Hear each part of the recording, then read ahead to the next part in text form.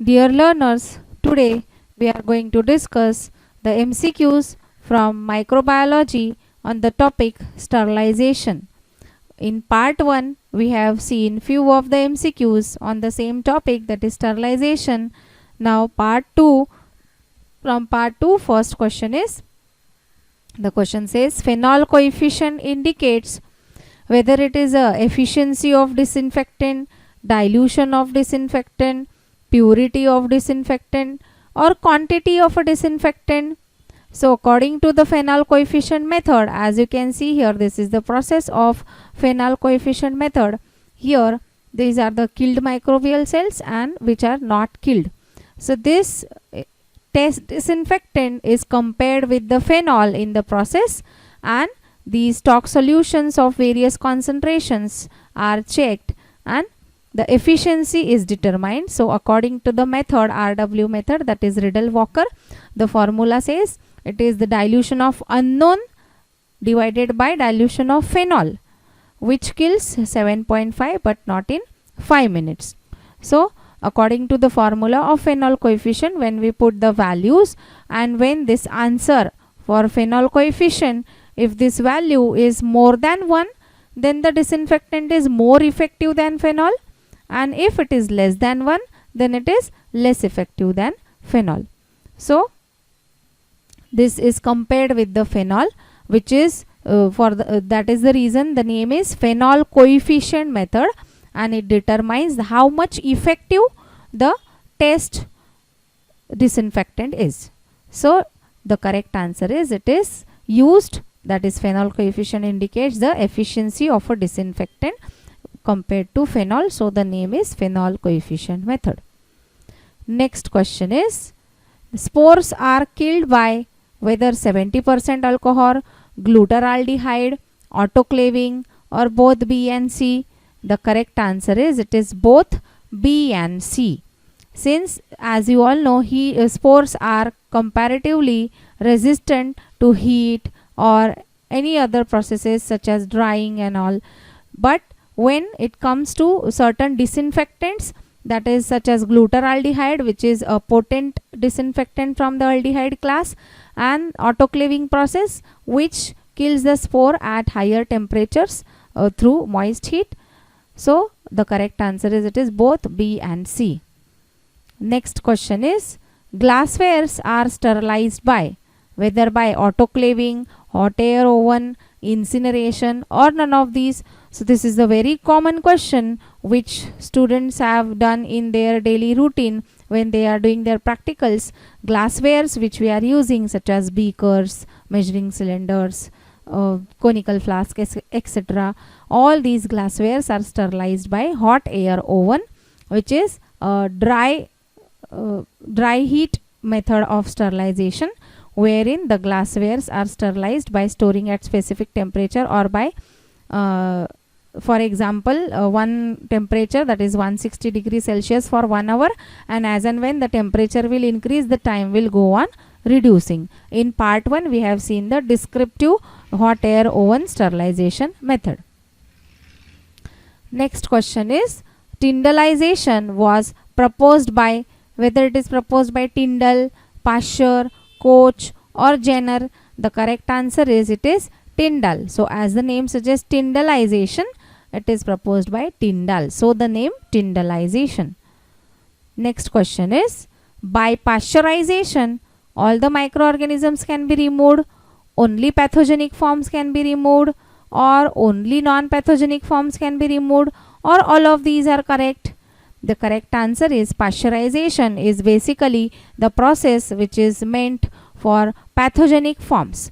Pasteurization is the process which will remove only pathogenic forms, are the major forms which are responsible, as the name suggests, pathogenic, for producing different infections or diseases. Next question is, in autoclave the principle involved is whether it is dry heat, moist heat, steam under pressure, or both B and C. The correct answer is, it is both B and C. Autoclave utilizes steam under pressure for sterilization of the things and moist heat. Next question is, The factors on which disinfectivity of a disinfectant depends, whether it is the concentration of the substance, time of action, pH of the medium and temperature, or all of the above.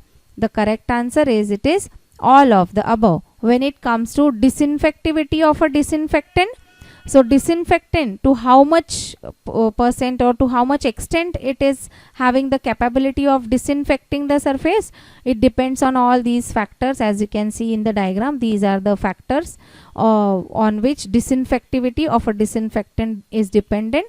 For example, number and location of the microorganism, how many microorganisms are present, where they are present, then resistance of microorganism, that means this resistance capacity of microorganism will determine how much concentration of the disinfectant is required, then concentration and potency of the disinfectant, and various other factors such as physical and chemical factors, which includes pH, temperature, etc.